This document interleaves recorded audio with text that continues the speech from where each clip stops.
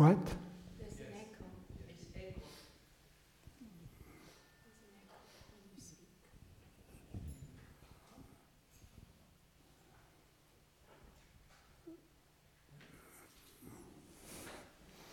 1, 2, 3. 1, 2, 3. No, it's too loud, that's all.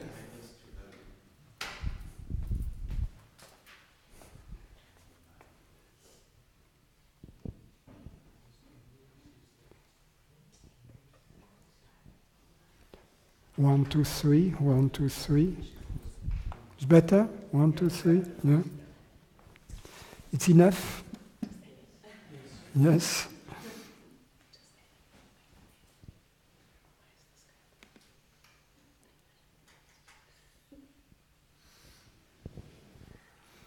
You send me the question, tu m'as envoyé someone? Okay. The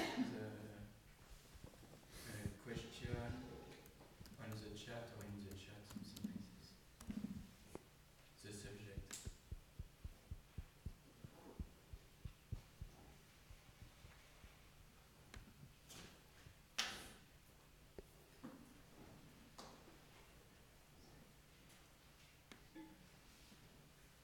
I send you from here, so it's from your email here.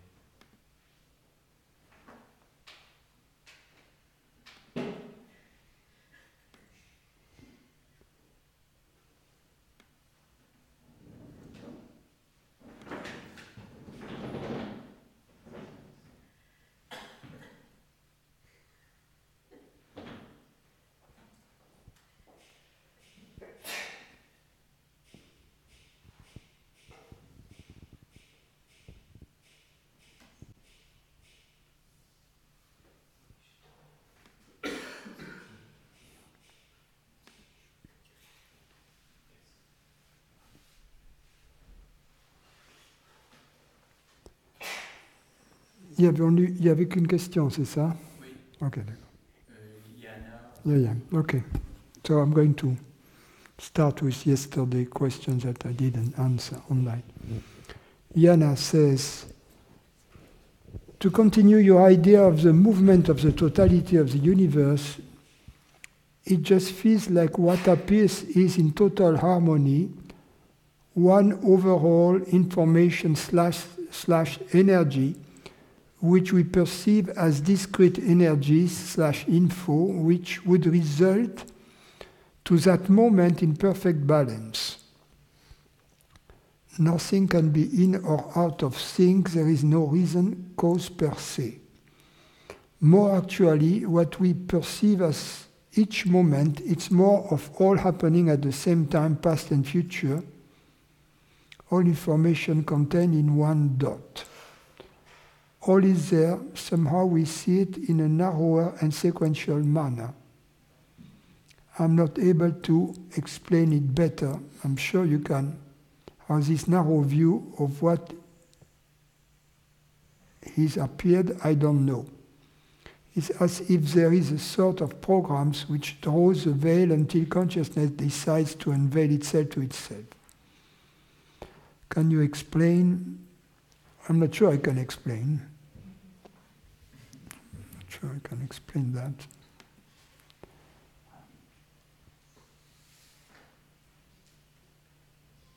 Any questions here?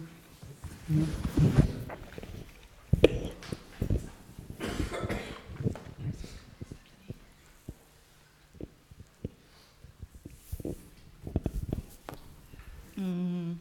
Francis, I would like to understand one thing.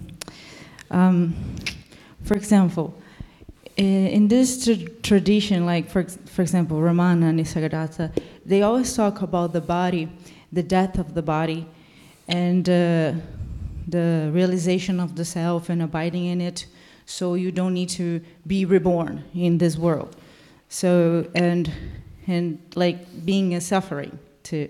And you, on the contrary, always talk about life being a gift and being a gift, being here.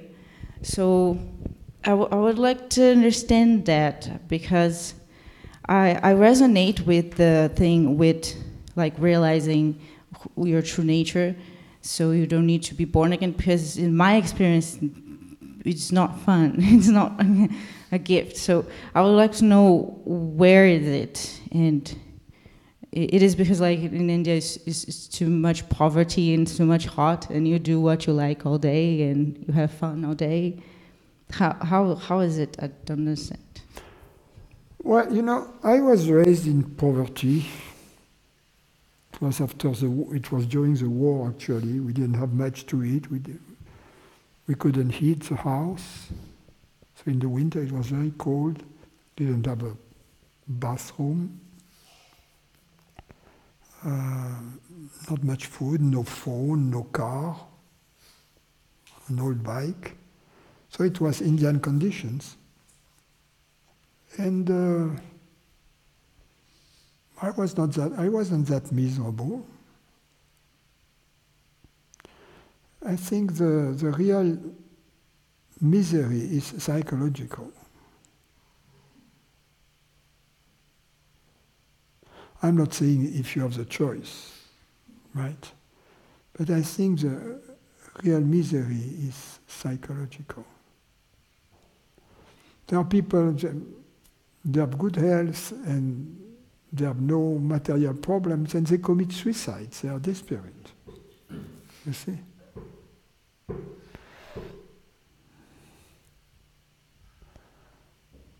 So I think before we try to liberate the world from misery, we should liberate ourselves from misery,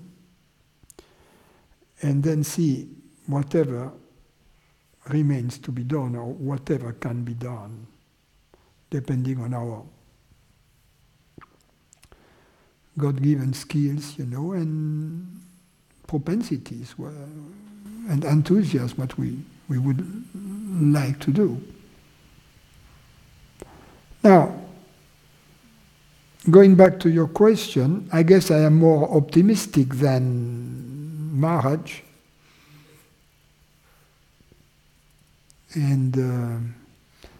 But I don't think that Ramana Maharshi was pessimistic.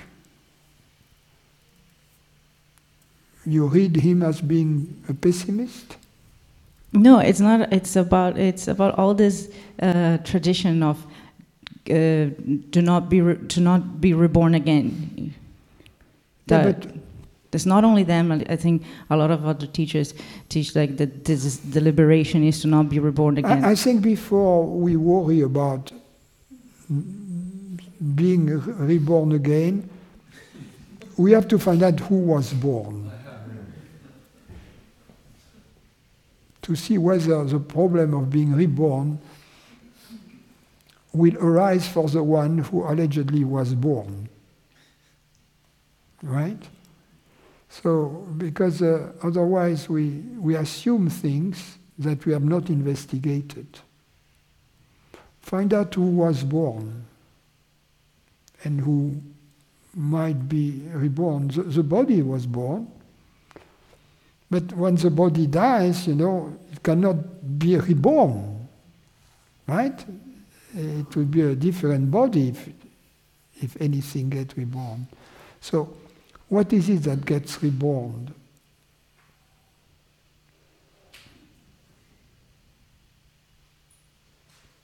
Consciousness gets reborn in all sentient beings, yes.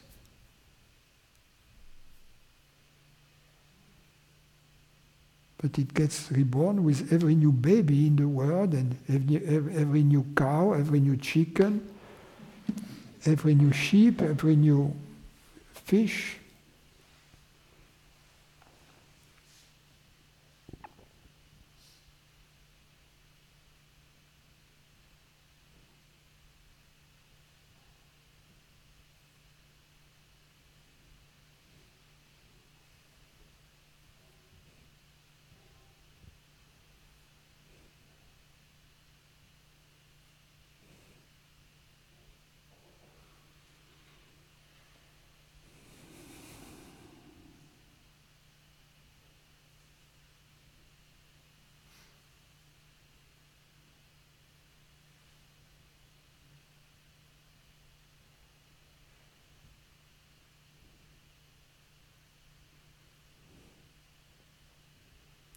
Well, anyway, I have no special information about reincarnation. For me, the question has to be formulated clearly. What is it that reincarnates? I mean, I need a good definition of reincarnation to answer this question. You see what I mean? What is it that reincarnates? Yeah, I guess I'm afraid of being a baby again, learning to speak, and then go to school, and then suffer everything that we need to suffer in school, and then go and then find a book with, and then start a path again, and then, and then I'm afraid. You didn't like school too much, huh?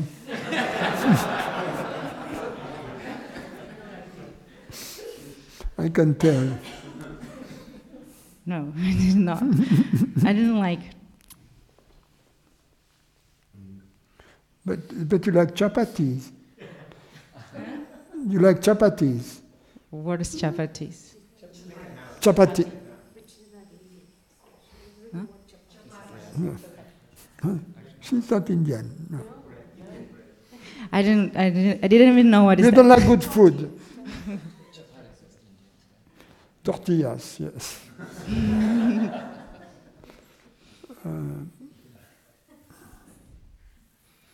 I don't know what to tell you about reincarnation.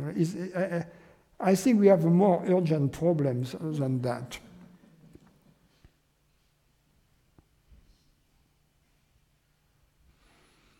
Because I feel really good to be here, but even to think everything that I did, because I apparently only think about the bad moments perhaps, and then I am afraid of having to do that all again. And then with the background of studying a lot other teachers and saying that you need to liberate yourself to not be reborn, and then you come and say the life is a gift, and it's. I say what? The life's a gift. Yeah. So that's. But you have to discover that life is a gift. Anyway, you don't need to go to school any longer. You're free from that. You have paid your dues. Yeah. So why worry? The future is bright. Yeah. I mean, you have good friends, you live in a nice country, see the upsides of things. You're young, you're healthy. Yeah, I guess I need to focus more in the positive. Yeah, I mean, if you wake up every morning saying life sucks, it's not a it's not a good way to start your day. Well, look outside. I mean, there is a sun. I mean, you're not in Shropshire here. It's no, it could be worse. Yeah.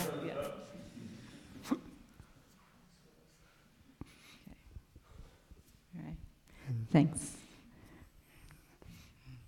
You don't have to eat stuffed sheep stomach. That's Scottish.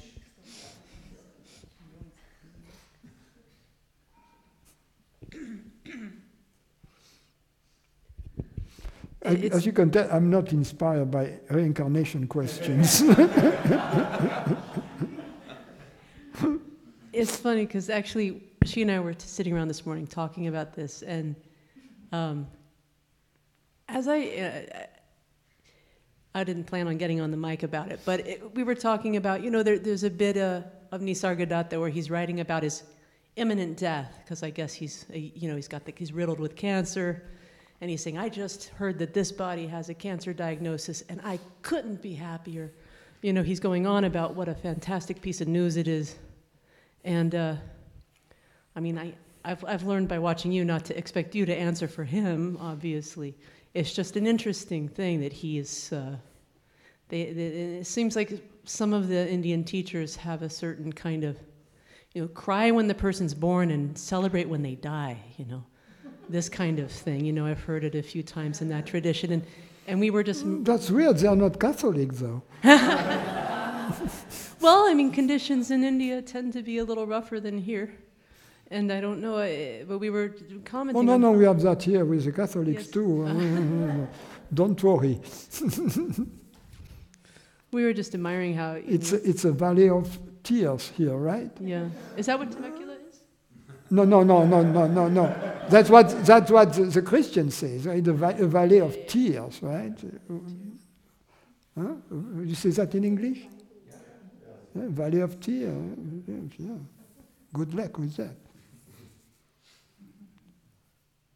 I don't really have a question. We were just to note, it's true. In this household, life is always framed as a beautiful, wonderful thing. But I think I understand what's going on here anyway, because really, I would imagine that Maharshi and Nisargadatta were both talking about the birth of of consciousness, not,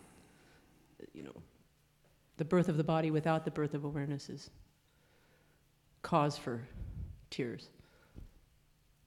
But I don't have I don't think that Ramana Maharshi was like that. Perhaps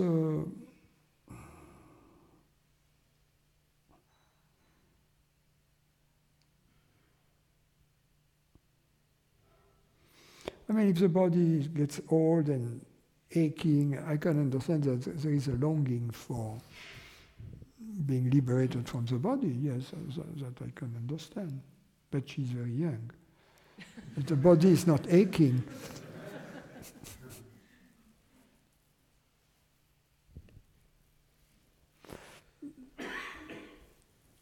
I don't know very much about Maharaj, but certainly Ramana Maharshi was not a pessimist. He enjoyed life.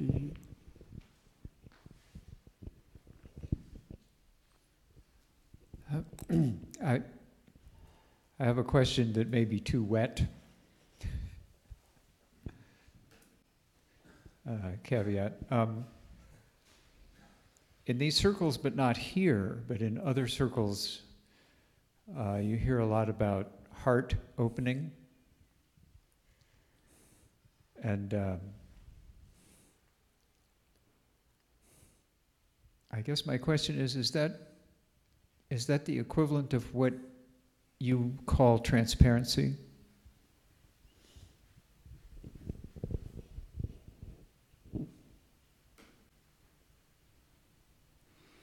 I guess they refer to love, right? Yeah. And love is the experience that everything is consciousness. It's that simple.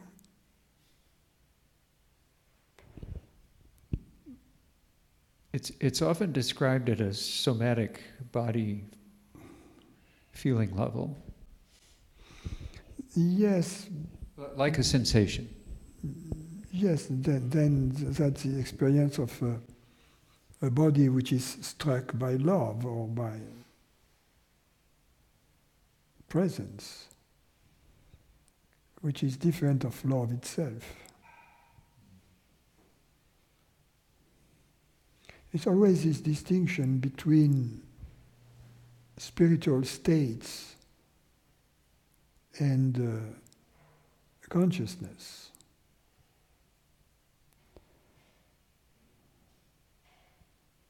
Every time there is a phenomenal component to it, there is often a lack of discrimination between the phenomenal component and the experience of consciousness knowing itself as love, happiness, peace.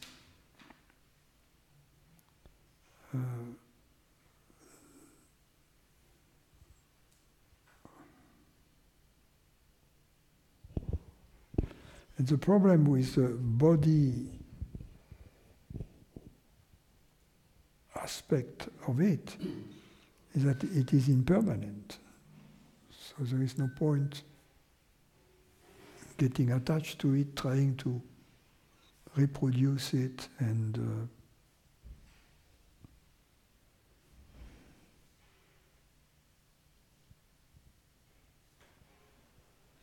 everything which is impermanent, we should not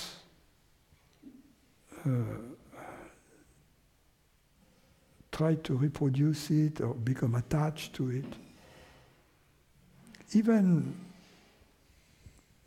things you may experience here, but if they come and they go, let them come. I'm not saying don't let them come. Yes, perfect. They come and then they go. You have a good meal, it comes and goes. Like like the word recreation as recreation. Yeah. Yeah. Changing slightly topics, the moment of understanding that you speak about,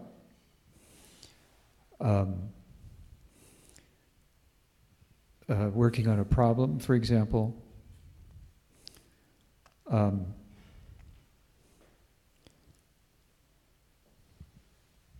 I have some specific memories in mind of really difficult problems that when the answer came, and this is very curious because it wasn't until many years later in being here and hearing you speak that I went back and re-examined those memories.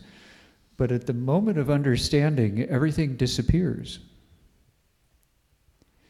There's no perceptions.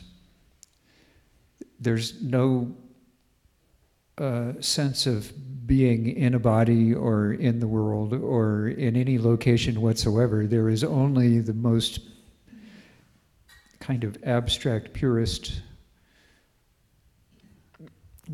almost receipt of message. Yes. I don't know quite how to... Self-evidence.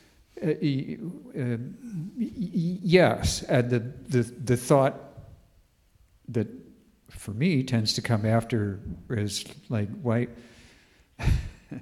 why did that take so long for me to figure out, or why wasn't that obvious before? I'm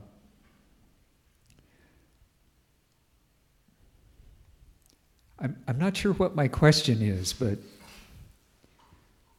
I guess it's, does anyone live in that condition frequently? Because it seems relatively rare to me. What is rare? No. What is rare is if there has been a big build-up of tension, right, before, then there is a big release that follows. If it is a problem you have worked forever on, and all of a sudden you find the solution, there has been a big tension. You know, it's like someone has worked a lot in his academic, and then he gets a Rhodes Scholarship or something like that. At the moment he gets it, because there's all these years of effort behind, you know, and it culminates in this moment. But it can be also something that you understand without much effort before, you see, and then it doesn't. There was not a big build-up of stress or of tension, of concentration, so that the release is not much in the body, it's just yes. I was particularly interested not so much in the side effects that come afterwards in the release of the tension, but just that condition. What I am saying is the condition is the same. What makes us feel that one is more intense than other is because of what is before and what is after. Oh, that I got. Because of the phenomenal context before and after is different. Yes. And perhaps this is not useful for, it's just a matter of curiosity, but the condition of all perception stopping. Yeah.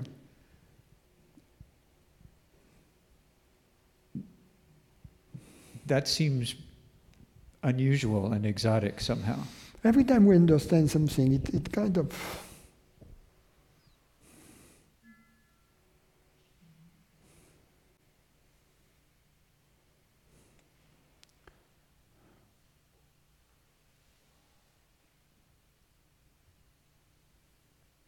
I mean, it's not that the body, the sense organs keep functioning, but the attention that was on the question, the attention all of a sudden... It either explodes or implodes or yes, something. Yes, exactly. So that the consciousness is in its pure state there. Now, there is a difference, however, depending on whether the question was about something phenomenal, like a mathematical problem or practical issue, or whether it was something that was about the investigation.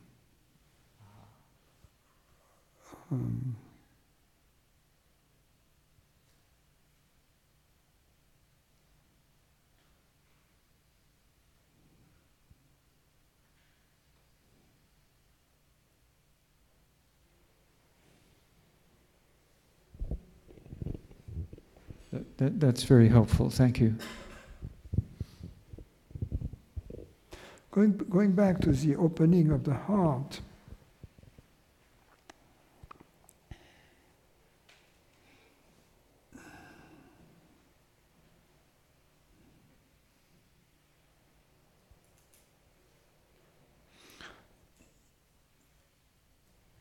sometimes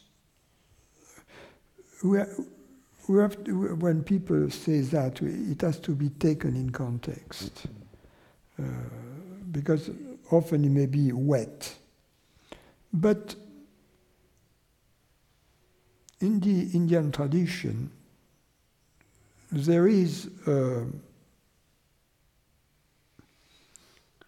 description of liberation in which all the knots are cut. You know, instead of being not Untied, untied one by one, you know, the Shiva comes with a sword and shock in one single shot. So that's a description, a little bit of the liberation. That's the knot of the heart. But it is not. Then it is not something that is solely in terms of bhakti.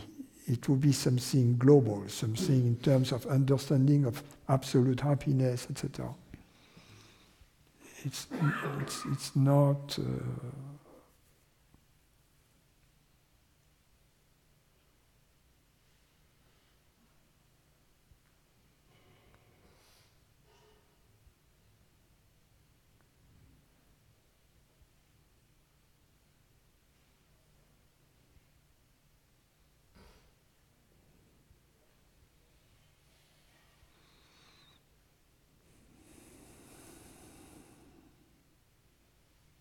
But as I said, I'm not sure such an experience is required to be happy. These texts, or this account by sages of the moment of their liberation, in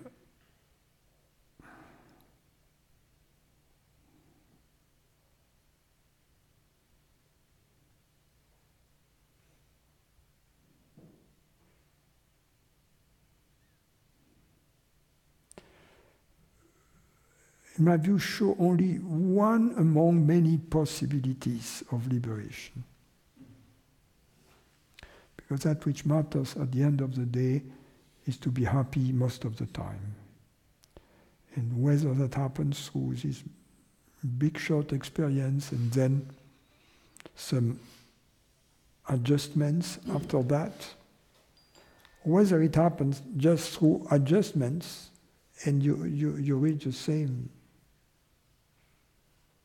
Or some combination. Thank you.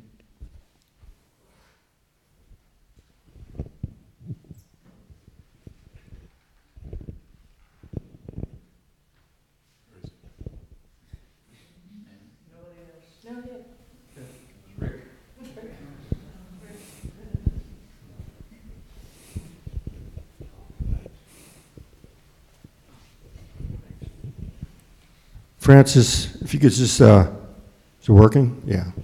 A very, along the same lines, very similar question. If you could say a few words, if I can articulate, and this may probably be obvious to the majority of this crowd, but it seems that the longer one is, it seems the longer one is in this direct path, that there are changes, one could say there are changes in one's life that are absolutely impossible to predict, and not in terms of desires being fulfilled at all, and are really only kind of noticeable in hindsight. Very subtle changes, but yet at the same time, very profound in terms of one's outlook. I'm not talking roller coaster material here, just very subtle outlook, subtle changes, but profound. I mean, a lot of less caring, for example, in some respects. And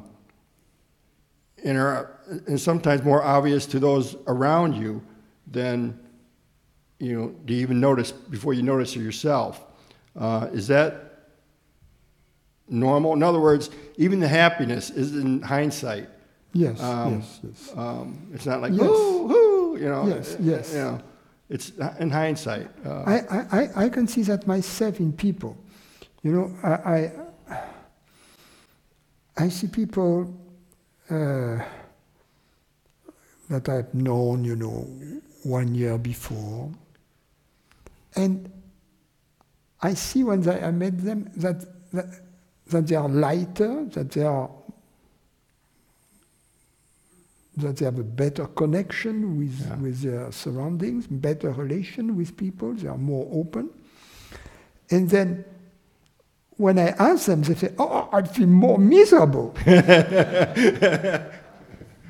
You see? So that these changes in the beginning, because we realize, we become more aware of the problem, so it seems that things are getting worse, whereas in fact, for an external observer, we are more free. Already freedom shows up.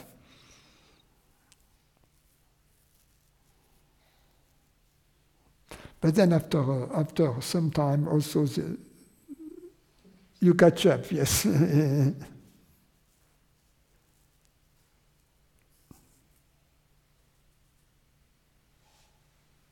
Yeah, and the changes that are, when we become interested in the truth, they play in all aspects of our life. In other words, there's nothing that escapes, our relations, our work, our where we live, how we live, everything is involved. Nothing is excluded. Everything, you cannot exclude anything. It's a realignment of everything, and also a decompartmentalization, that your life becomes more unified.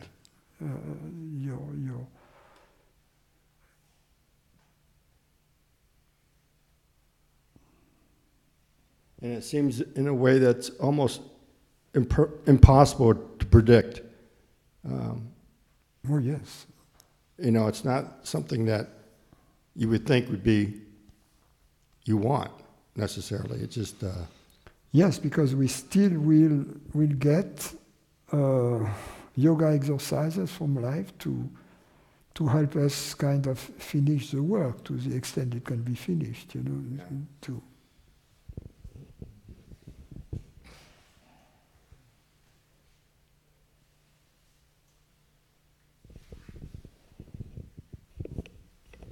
but also at some point we see that life becomes benevolent. Life becomes benevolent towards us. The more impersonally we act, the more benevolent life is towards us. So that's the thing. That's so beautiful what you got to say. I don't want to interrupt you. I experienced this peace, this quite strong during the meditations, during the whole 1.5 weeks now. And today it was, the question is, today it was quite different. During the meditation I was not very relaxed, there was a lot of thoughts coming up and I don't know why. But during the satsang, which was more not that deep in some way, now it's just changing and again and a little During bit. the yoga, you mean? Yeah, but the yoga was very, very nice for 1.5 weeks, and today it's just total different.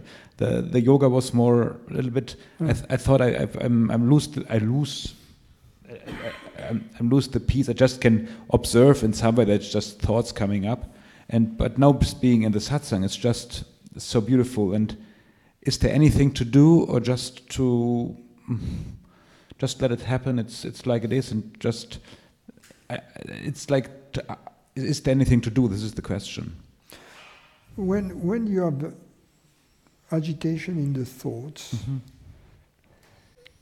it's important to be very open, not to try to do anything about the thoughts, but to be open almost without trying to understand. To be open, because it's a deeper understanding has to involve the sensations, the bodily sensations. And the bodily sensations are irrational. So it's useless to try to understand anything about them. You know, there are people, they come and they say, oh, I have this, and it's in connection with that. That's not necessary. All we need is to allow for the bodily sensations to come up and be felt completely, if you will. That's all. And so when you have a preponderance, agitation of thoughts, it's important for your attention to be multidimensional, meaning to also be open to the realm of bodily sensations. Otherwise, if you inadvertently or unknowingly, you may be focusing on thoughts unknowingly. And as you do that, you fuse the mechanism, because for the mechanism to slow down, you need to zoom out to a wider scope that will include the realm of bodily sensation. So then when you do that, then it enables for this dialogue between the thought and the bodily sensations to for the momentum there is to wear off. But if you keep them separate, you may experience this type of problems. Of course, eventually, at some point, it will disappear, but it's very important for our meditation, unless we do we work on a specific aspect of the investigation. But the meditation has to be multidimensional, to be open to the bodily sensations, also to the external sense perceptions, and to the thought, without focusing on any of those. And then you see that there is, and then what happens usually is that there is a natural slowing down of the thoughts, not that they come to an end, but they slow down, and there are more bodily sensations. And then the bodily sensations relax, and then behind that there is peace, there is being. So it's from agitation of the body outside, activity, doingness, to thinkingness, to feelingness, to beingness. So it goes down to in that order.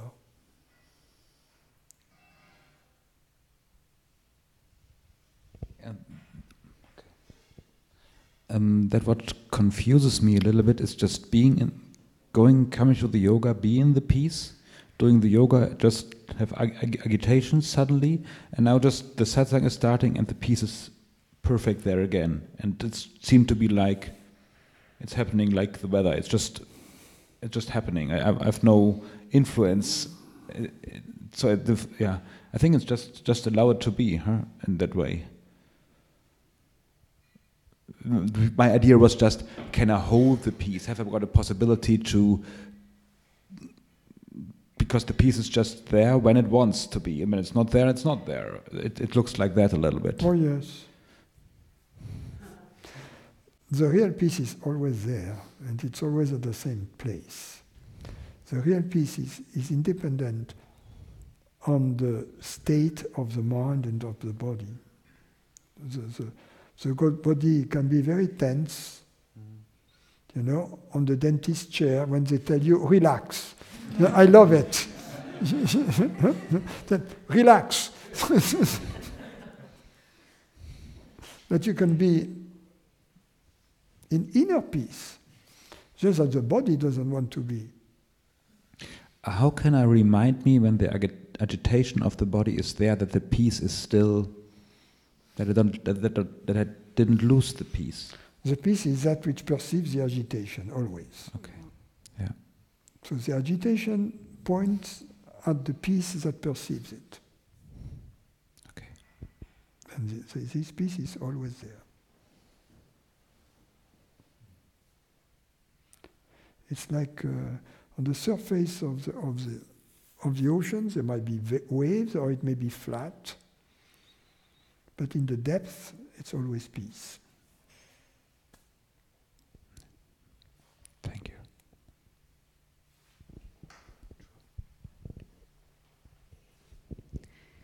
Is it possible to experience consciousness without objects? Yes. For instance,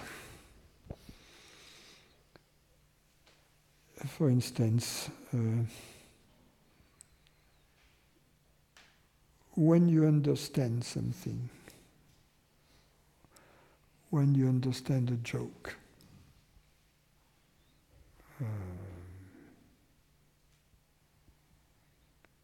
for instance, a joke, for those who are in Florida, it's a Jewish joke. And there is this Jewish guy, he meets his Jewish friend, and he says, "Oh, I'm broke. But the Christian, they offer me $1,000 if I convert." And the friend says, "Are you going to do that?" "Yeah, I'm considering it." So next day they meet, and the guy asks, "Did you do it?" And the guy says, "Yep, I did." And then the friend says, "Did you get the money?" And the guy goes, "Oh, you people, you only think about money."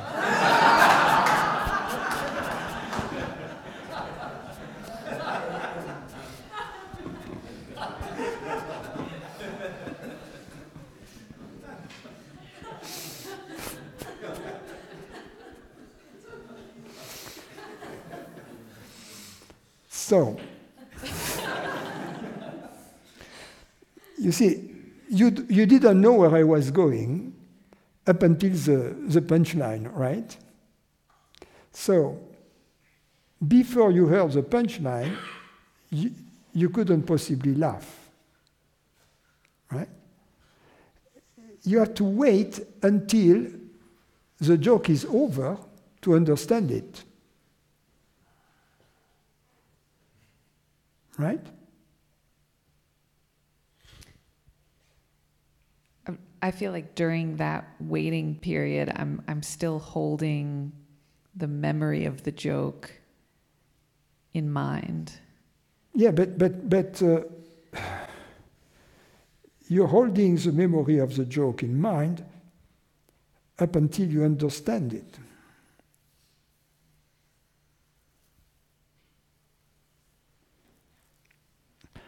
At the moment of understanding,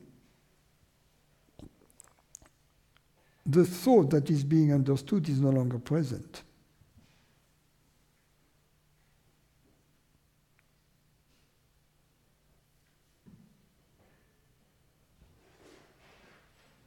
If you look at a thought is not like something which is stable, which is motionless. The thought is always flowing in a state of, it's always in motion.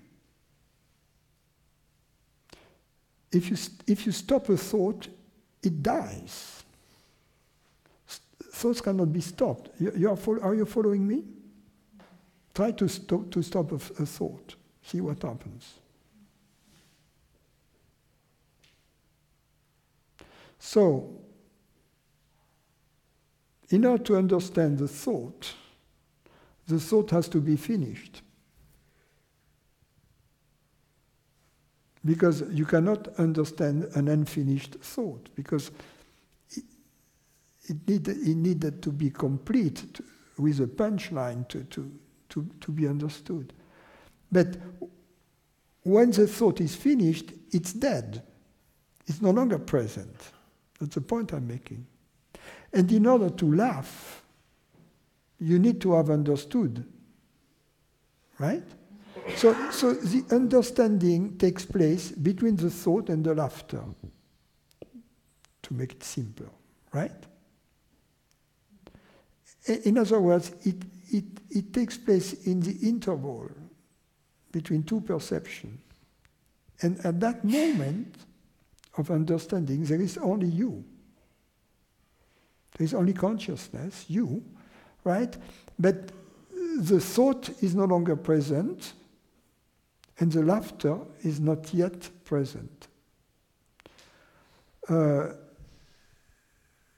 These are moments when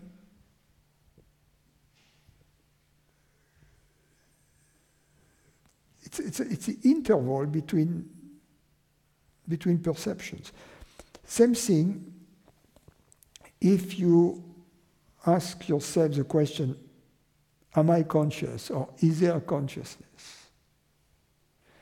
And of course, you can answer, of course, I have already investigated that, I know it, then it comes from the mind. But let's assume, okay, I'm not sure.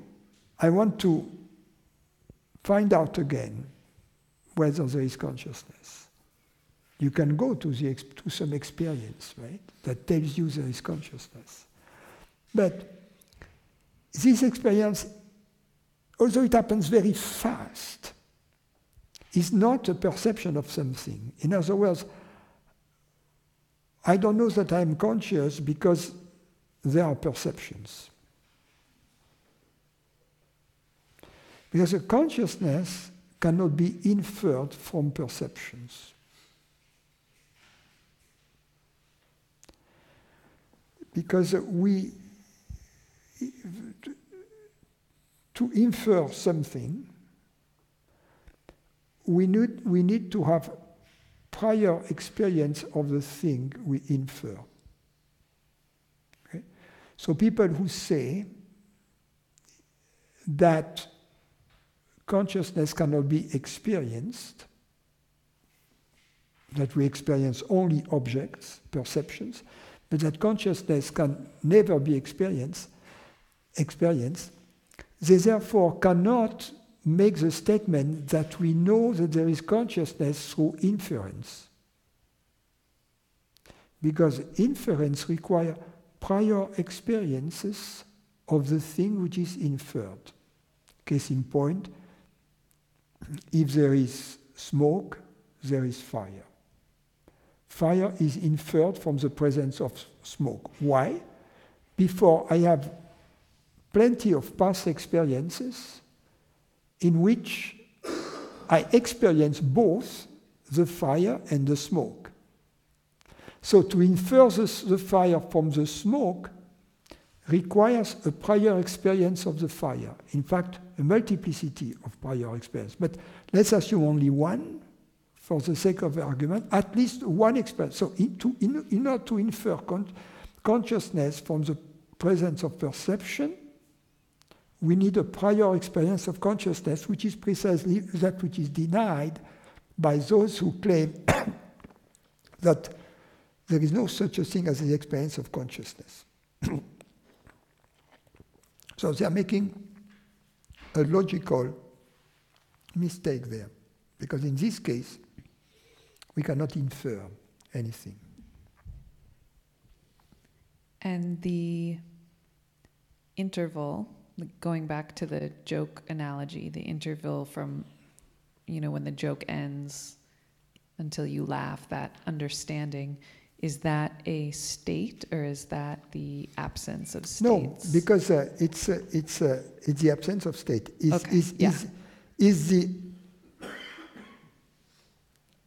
If that which stands under the state, it is the understanding of the states. Like the floor beneath the the floor, rugs. yes. Yeah. That's consciousness. So that's pure consciousness. That answers your question. That's why I use this analogy. Now, this ground state, if you will, which is not a state, but the ground of being, can be experienced through in many different ways. But usually, any transition, of course, it is going to be experienced in any transition. That's why in the tantric path, emphasize all the transitions because there are opportunities. Most people go through the transitions, but then they have not been made aware that transitions are then in transitions the light of consciousness shines through, if you will, through the gap. So let me give you, for example, some examples. When we are surprised, you see something unexpected happens, there is a kind of a suspension, a stop. And in this stop, we experience our true nature. That's why when we are innocent, we like surprises. Children love surprises. They love the I remember we had a flooding in my house when I was a kid. I loved it. I mean, the water came almost up to the balcony, which was which was like very high because it was, and I loved it. My parents were petrified, you see. But I was like on the river, and the water was there. I could put my hand there. My parents, they were afraid that it goes. For me, it was great. And there was this truck, a tanker, just a tanker, this truck that transports gas, and the tank was empty. And as the water rose, the stick started floating, and the big truck become like, and it barely missed the corner of our house. So that was great. So we love to be surprised. You see, that's one example. Another example. Why we take a trip to a foreign country. yeah, on vacation. Why do we like that? Yeah, even you go to weird places where the sky is never blue and the phone booths are red for some reason. I'm not going to give names. But it's different, you know, and you enjoy it. You enjoy the difference. Why? Because it puts a stop to your habits, you see, and in these stops, happiness flows. You see, your true nature flows. So the peace that we experience when we go to sleep, in the morning also, these transitional moments are moments when we have opportunities to feel the peace of the background. Big transitions in our life also are moments of awakening also.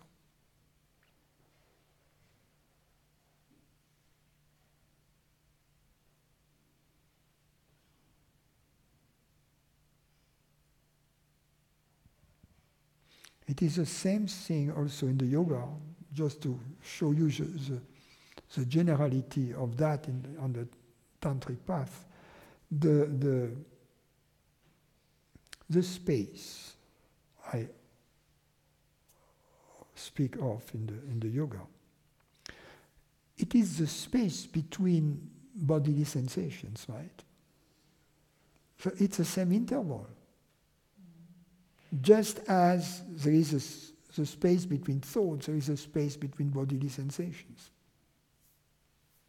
That's why just that I present it differently, but it's always a path. The moment between the exhale and the inhale also, there is a moment there. When something comes to an end, something takes birth. There is an interval there. So when you reach in this moment, this space, it's conducive to it, and then you can have it as a background of. So the entire yoga is, in a sense, always going to Turiya, to the intermediary state. And so you are calling out these spaces or intervals as a way to help us. I'm giving you here the theory. Yeah. You don't need to know the theory to do the yoga. You see, it works the same, even better perhaps. By giving away the recipe, you may lose the taste of the cake, but nevertheless, I hope you will be a good cook and give you the recipe. But that same consciousness is present through the bodily sensations, yes, as well. Of course. The intervals help us see, but it's just here, yes, shining right now, yes, in a very obvious way, yes. Because we are aware that we are aware.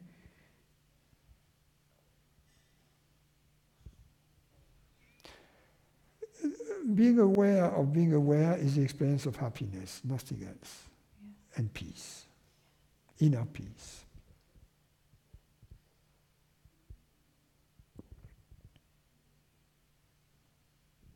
Thank you.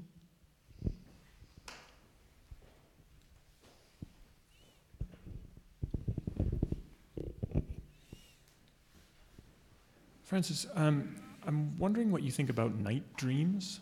Do you think they're just like a cataloging of the day, or is there a deeper importance to in a sense, not much difference between the night dreams and what happens with our thoughts during the day. During the day, we may have practical thoughts, and we may have thoughts of ignorance. And then we may have also intelligent thoughts, and we may have thoughts about the truth. So, in the dream, we don't use reason, we don't use logic. we use analogy in the dream. The dream is not logical, it's analogical, meaning the process is through images. But we can experience the same processes. We can have ignorance dreams, and in this case we will experience misery. We can have practical dreams, which is kind of the same thing as thing you need to do with your brushing your teeth, taking care of the leak in the roof. I mean, taking care of service for your car. So we can have a practical stuff. We can have also creative dreams, and we can have spiritual dreams. So usually creative dreams and spiritual dreams, they take place during the last part of the night. First we do the cleanup. There's also this concept of the collective unconscious, which is this, I mean, I'm not an expert, but to my understanding, it's that there's realms of mind that are kind of shared by the collective, and that dreams at night can be a way of accessing this, and sometimes really powerful dreams can be almost sourced from a deeper collective realm of mind. I don't know. Yeah, but this collective mind is simply a model that is included in collective consciousness. In other words, consciousness creates minds and bodies and the universe. So consciousness is collective. So being collective, it can exhibit the appearance of collective minds. But collective minds would not be a reality. So in your dream you can connect with loved ones sometimes. You can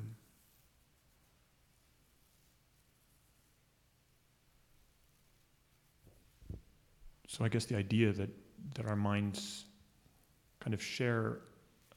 You can connect with your guru, you can connect with a like-minded friend. Yeah. It can happen. But to explain it in terms of mind is useless. Right. It's better to understand that it is the power of consciousness that reveals in this way its universality.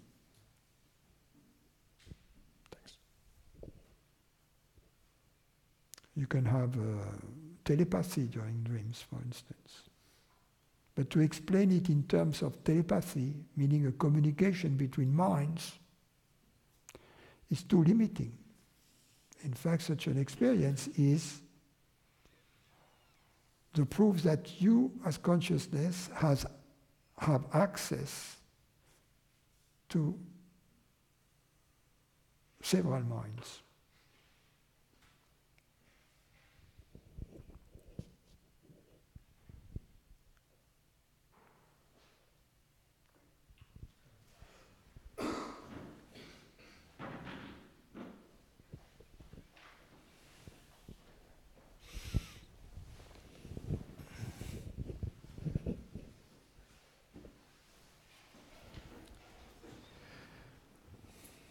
Hi, Francis. I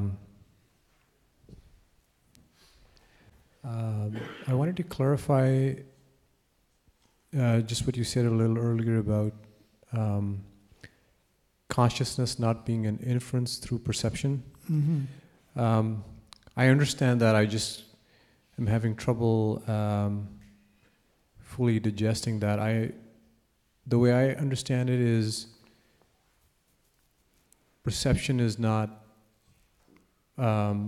outside of consciousness, so it cannot be an inference. But I don't think that's what you said. So I was wondering if you could help me grasp that. Okay, that's very simple. In order to infer consciousness from perception, you need to have a prior experience of consciousness. If you claim that you know of consciousness only because you infer it from perception, where is this prior experience of consciousness? Are you following me?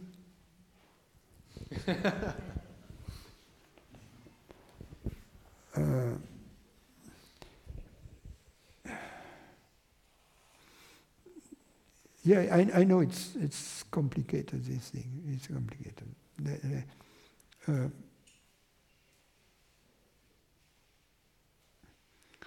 Do you understand that in order to infer A from B, you need to have a prior experience of A?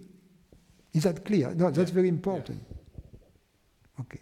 Yeah. So, in order to infer consciousness from the perception of a flower, of a computer, we need to have a prior experience of consciousness. Is that clear? When I hear that, to me, it seems like that will be an infinite regress. The buck never stops. No, because I said first you said yes, and then you said So, I'm doing it again, okay? Is it clear for you that in order to infer A from B, we need a prior experience of A? Yes. Yes, okay. Then, in order to infer consciousness from the perception of the computer, we need a prior experience of consciousness.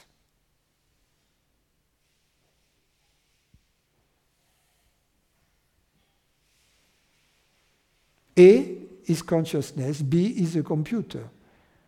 I'm just applying the same theorem in a particular case of A being consciousness and B being the computer. I understand that from fire and smoke. For some reason, I don't know, maybe the understanding of consciousness just is different. No. There is something that blocks your view in what I'm saying, and I don't know what it is.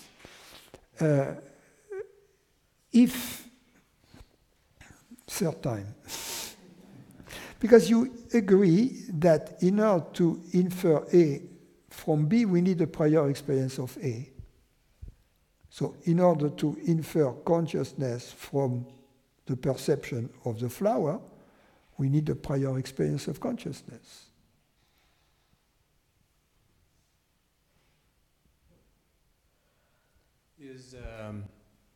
Is perception A? Perception is A, right? What? Is perception A? Are you saying consciousness is A or perception is A? Consciousness. In order to infer fire from smoke, we need a prior experience of fire. If we have never seen fire, how could we possibly infer fire from smoke? I think I get it now. You getting it? Yeah. Okay. So in order to infer consciousness from perception, we need a prior experience of consciousness. But precisely, the argument goes that the only way we experience consciousness is, the only way we know of consciousness is through inference. And that's why inference doesn't apply here. You see, it's a very important point. Very important to see that. Therefore, what are the other modes of knowledge of consciousness? It could be inference. Of course, hearsay doesn't jibe, right? Because we don't know that there is consciousness because our parents have told us, or because we have read that on Wikipedia. We know that it is something much more direct than that. So therefore, it can be only from direct experience. Thank you.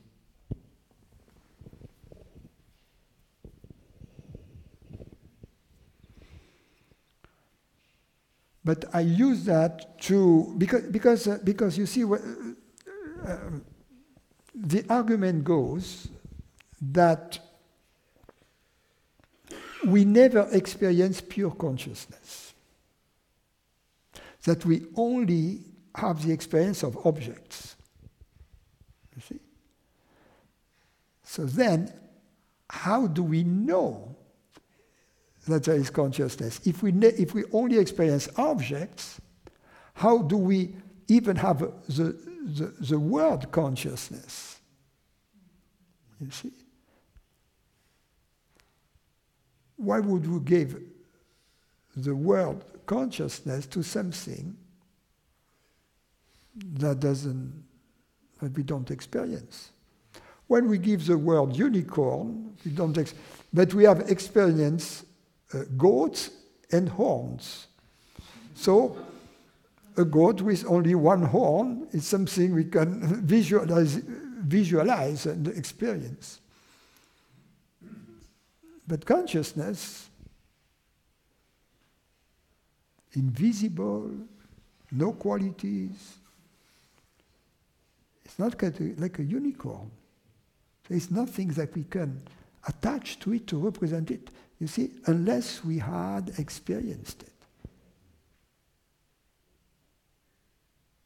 Because there is nothing, it has no objective qualities. Why would we create a world of something which is not even like a unicorn?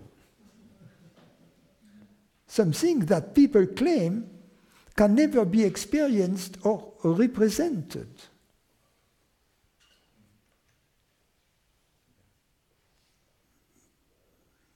Yeah, so it is to, because I know that I was under this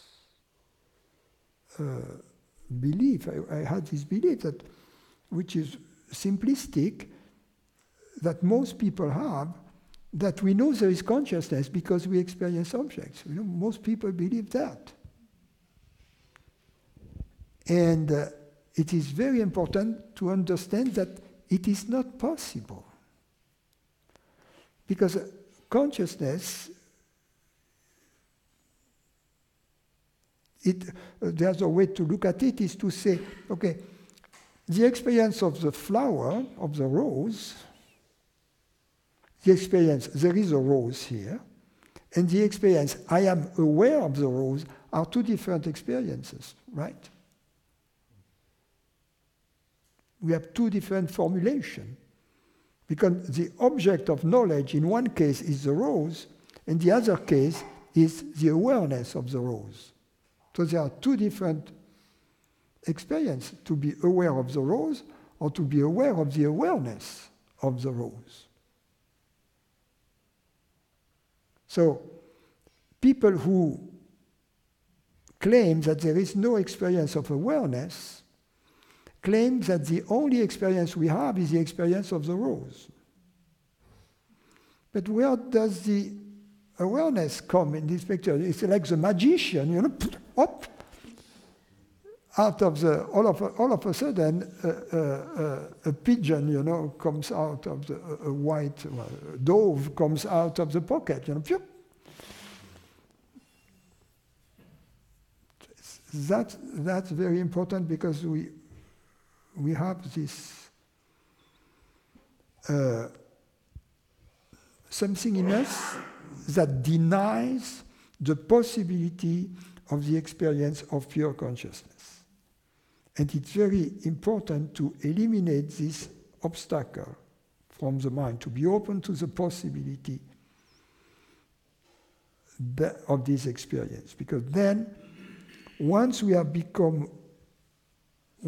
open to the possibility of the experience of pure consciousness, it triggers a change in the direction of desire. Once we have known that there is such an experience, our attention gets drawn to it. And we go more and more often to that place. You see? And it triggers a process.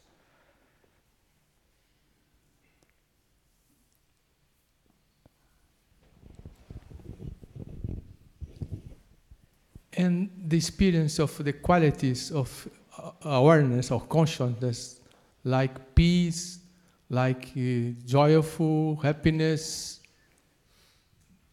it's manifestation of the qualities of consciousness, yes? Yeah. In consciousness, the qualities of consciousness, first of all, are not phenomenal qualities. Yes. In other words, you cannot assign a size to consciousness, or a color, or yes, a shape, etc. Yes. But love, beauty, eternity, they are what what is it? The 100 names of God of the Sufis, yes, right? Yes, yes, that's yes, what it is. So, and these qualities reveal themselves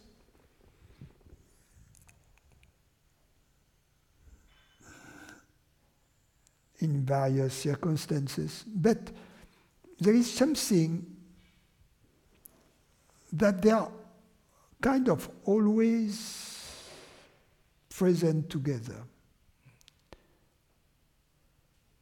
But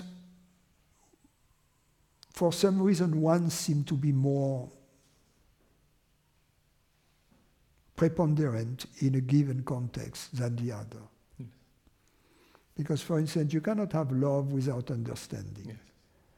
In the experience of love, there is always a deep understanding. For instance, a moment of love for a person, there is also a moment of deep understanding of something. Mm-hmm. Right?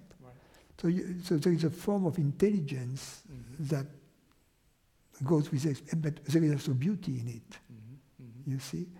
So love, intelligence, beauty, you cannot really have one without the other. Yes. Yes. You see? And then also the sense of our globality and eternity. And for instance, when the experience of truth, there is an element of eternity in it. Because that which is truly true is always true. Mm-hmm. You see? Yes. Therefore, there is an eternity quality in truth. You can go like that with all these divine qualities of consciousness, but in a given experience, one will seem to be preponderant, perhaps. Mm-hmm. So then we call it love, or call it beauty, we call it understanding, but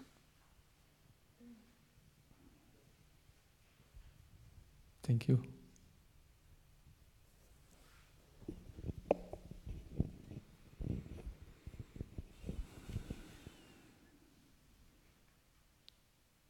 Is there really any difference between experience and consciousness awareness, the way it's spoken here? Between what? Experience? Experience is consciousness. Yes. Is it not? Absolutely. So why do we have so many words for one thing? Okay. It's because we like it so much. And also because we are fascinated by the diversity. Yeah, very good. Because ultimately everything is one. So, it's like all the first names are the first names of God. But ultimately all the names are the names of God.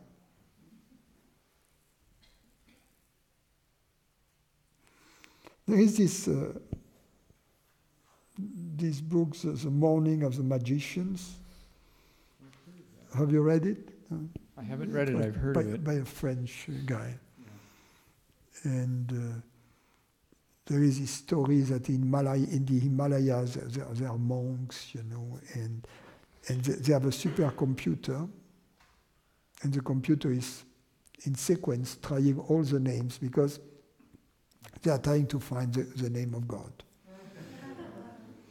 And the guys that goes there, and then they leave the monastery, and as they leave the monastery at night, they look at the nocturne, at the sky, and the stars, one by one, go away.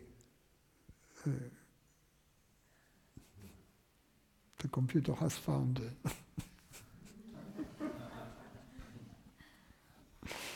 But that's complicated, because everything is the name of God. You don't need the computer.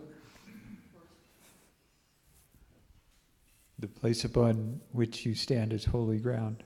Yes, every name is there is only God,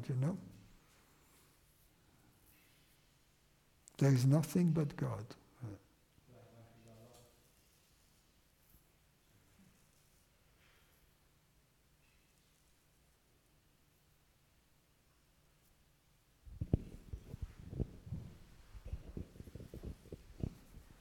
Francis, you mentioned just now about the divine qualities of God, like truth and love and beauty. And they are non-phenomenal, as you mentioned. And but if we experience true love, and if we experience true happiness, it has to be permanent. So why does it not be permanent? And you just mentioned something about the eternal qualities also. So the eternal nature of these divine qualities has to be deeply understood, right? Because there is some permanency about this happiness and love and all those divine qualities. The fact that you don't experience always the sky doesn't mean the sky is not permanent.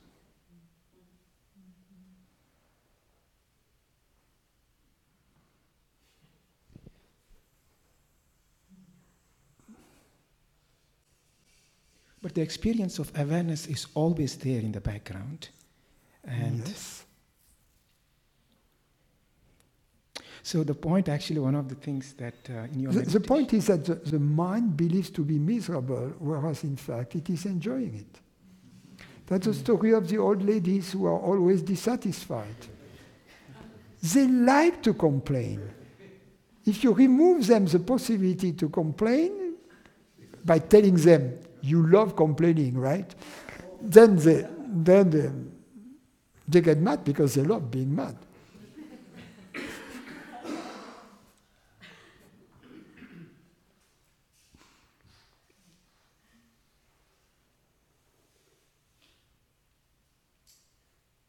So these qualities that you mentioned again, the happiness and the love, so those qualities, they belong to the divine. And so any one of them can be there, right? At some point in time, it can be there. They're always there. Yeah. They're always there. It's like the various frequencies of the white light. Mm. So how can one, let us say, if an object is present, any object, thoughts or sensation or perception, how can we go from that object to the experience of awareness? Not the concept of awareness, but the experience of awareness. How do we make that transition?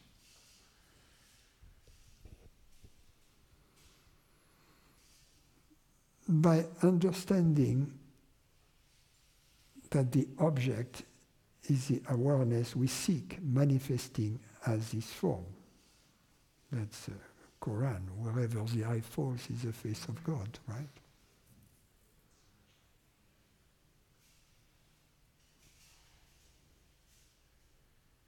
That's the story that Atmananda Krishna Menon tells, that he was trying to meditate, and he heard the noise in the street that was the traffic, and the noise was bothering him for his meditation. And then he realized, but that's God too.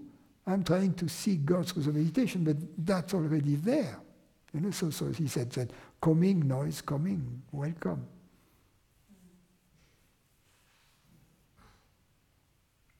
But now, since this experience of awareness is not describable, can we say the closest is peace and happiness, is the experience of awareness? Is that the closest we can come to describing the experience of awareness? In the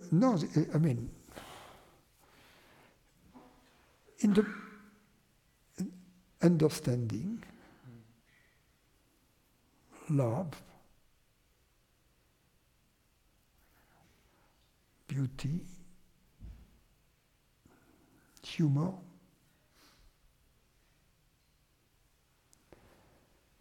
reality, eternity,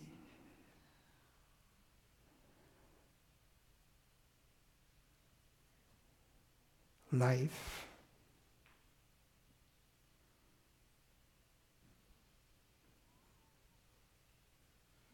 compassion, oneness.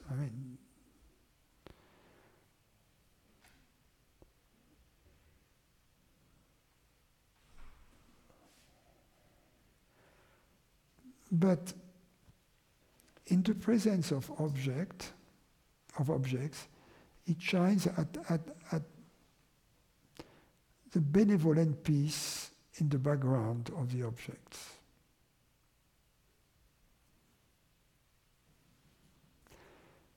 And then in the absence of object, it's the light of presence, if you will.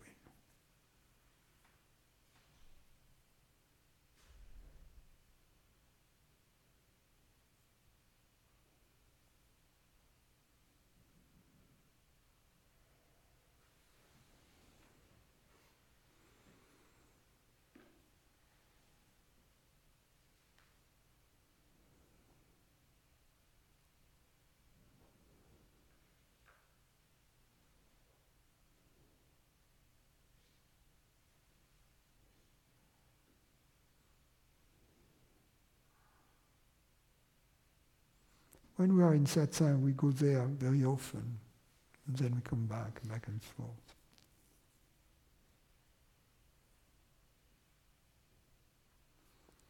And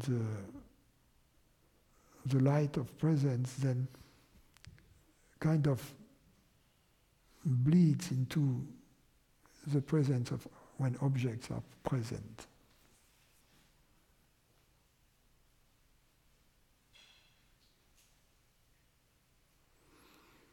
That's why our meetings have this peculiar quality.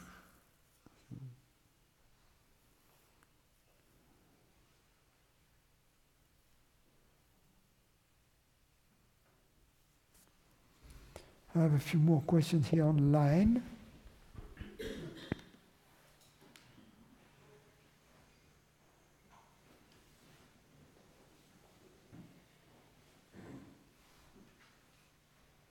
Oh, it's a long question. I'm doing nothing again. I have nothing special that I want to do very often, while hoping I know what I want to do. When I know what I want to do, I do it. I follow my enthusiasm seriously. I don't ignore that for fear, etc. Whenever after I see you, I come back home thinking, now I understood, I can live more actively. Foggy days finally ended, and I'm going to celebrate more. Then I plan my work, hobbies, etc.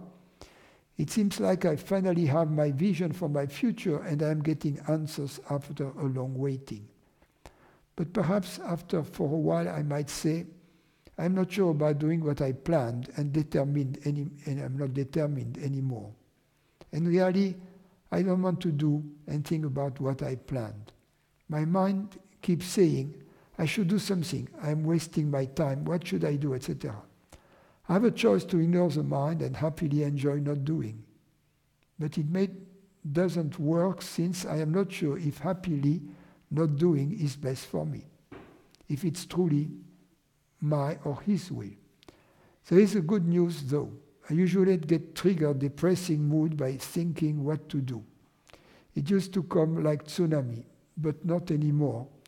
Not only it became very transparent, but also I know that I have a choice to not indulging in it very obviously. So the mood became a joke, but the question remains. I still don't know what I want to do way too often. Before I met Francis, I was following books by sages like Ramana Maharshi. And I've been willingly living quietly for several years. Maybe I'm already adopted quiet and least active lifestyle too well. Could my body and mind make conditioned? Do you think that's possible? Another fact, I don't like to think about the future. I mean distant future, like years later. Why don't I use intelligence to try to have a nicer and secured future? I know what I'm going to do if desire, impulse, or decision comes, when they are rare and often unclear. What do you think?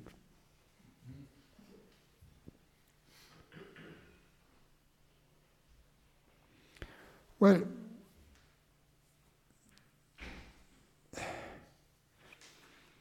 what can I say? If you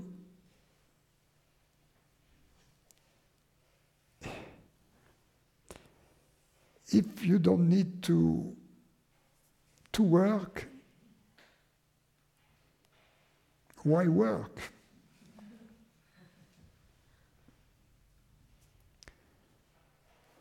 I understand that. If you need to work, why not try to find a work which is the most convenient possible, and even better, a job that an activity that you enjoy doing. It's called a vocation. But if you don't have to work, and follow your enthusiasm.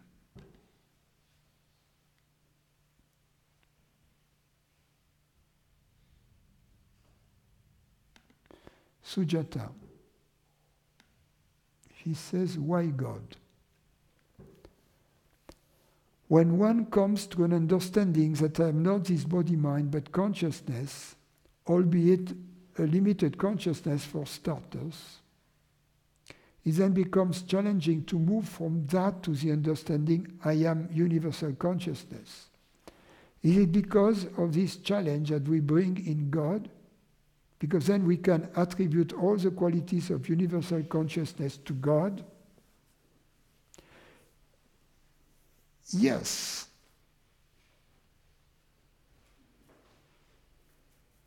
In a sense, God, the intuition of God comes from the intuition of reality.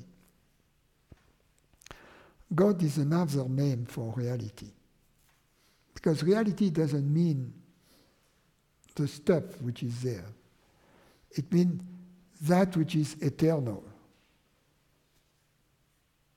That which cannot not exist. That which is. And that's the definition of God.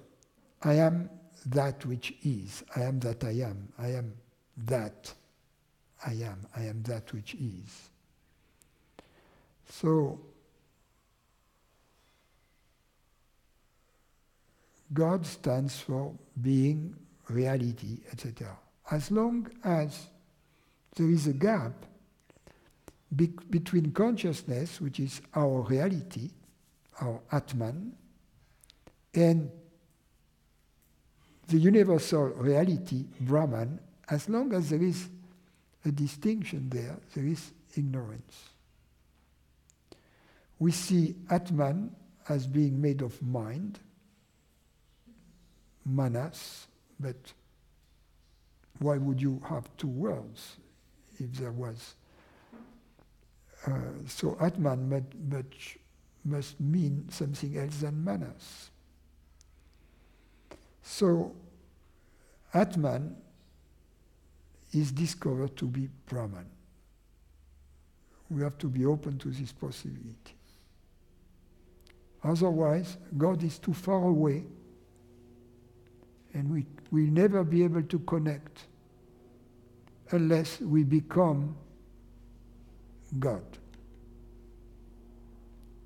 When we connect with God, we become God, because only God is. Luciana. Yes, I am very happy with the conclusion that everything is a miracle. My dual perspective was keeping me from making sense of the non-dual because it imposed a false distinction between an act of creation and its recognition as an act of creation. This false distinction in turn led to a reluctance to accept ignorance as an act of creation of the same kind of the perfume of God, particularly because it is a perfume through which God awakes. Finally, I only now understand what it means that this person is not, and will not be the doer. Well, good for you, Luciana.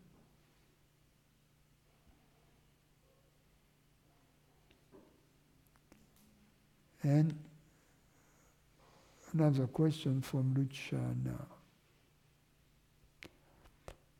I would very much appreciate if you could help to understand what is happening to me. For the last month or so, I've been feeling intense joy. I never would have thought it could be so permanent.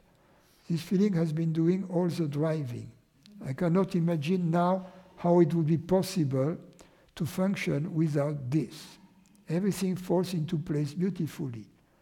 But the far most beautiful time is at night. It feels as if it wakes me up. When the thought comes, I should get back to sleep, it feels far away and irrelevant because this feeling is so immense that I cannot but get lost in contemplation for the rest of the night. It is ridiculous. And I had a beautiful experience 2 days ago when I finally grasped the significance of the belief in the separate person to be an act of creation. Yes, that's what she said in the previous message. Everything around me became so incredibly perfect. The sound, the colors, the joy overflew to envelop all things. All things I looked at. And I felt everything was in me too. Yet there was no one here. When I looked in the mirror, there was this image that I knew was supposed to be me, but looked so different and unreal that I was mesmerized for quite some time. I kept looking at this and everything around me with curiosity, and the joy was boundless. I have no other desire than to be this God, this reality, this joy, but this body that has practically not slept for at least 2 weeks is now exhausted. Thoughts come about there being no way out, that I will go insane. I say, so what? Who cares? And this works well because the relaxation becomes total and the thoughts have gone. And I really don't care, but I love to be able to sleep. Any thought as to why this is happening? Could it be I'm experiencing some sort of resistance? And she said, I never had sleep disorders. Well, I still too much excitement. Now, make sure you drink plenty of fluid and minerals.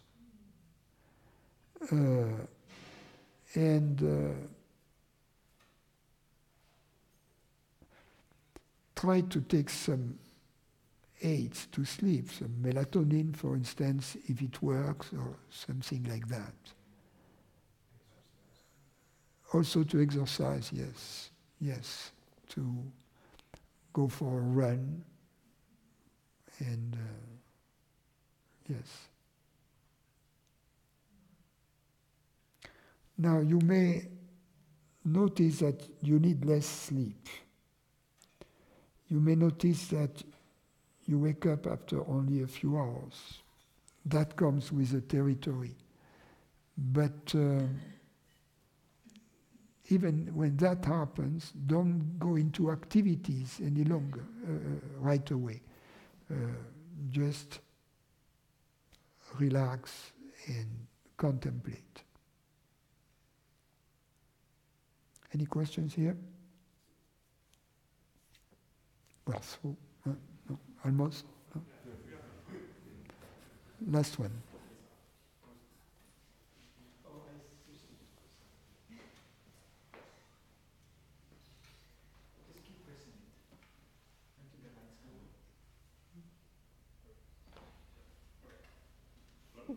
So it's not working. There we go. So the belief to be a man is sometimes seductive to me. I think it's because over the years I've done some kind of moonlighting with different yogas that you don't do here, that kind of emphasized being a man. And I would drop the whole thing. I would like to, but it somehow, there's this thought that if I do these practices, it will somehow help my relationships and so on. So it's, I mean, when I have this thought and these practices, I just think of the Bob Newhart thing and just to stop it, you know. But it's seductive, you know. So if you, yeah. I think that which will definitely help your relationships is to be nobody. Because then you'll be more poetic, more unpredictable, more likable.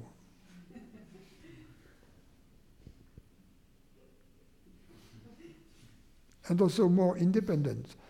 And you know, women, they like independent men.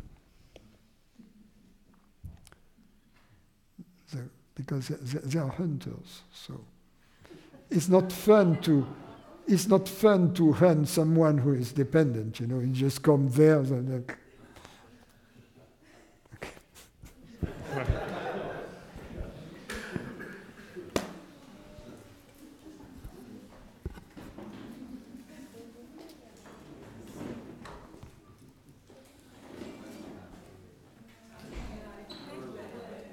What?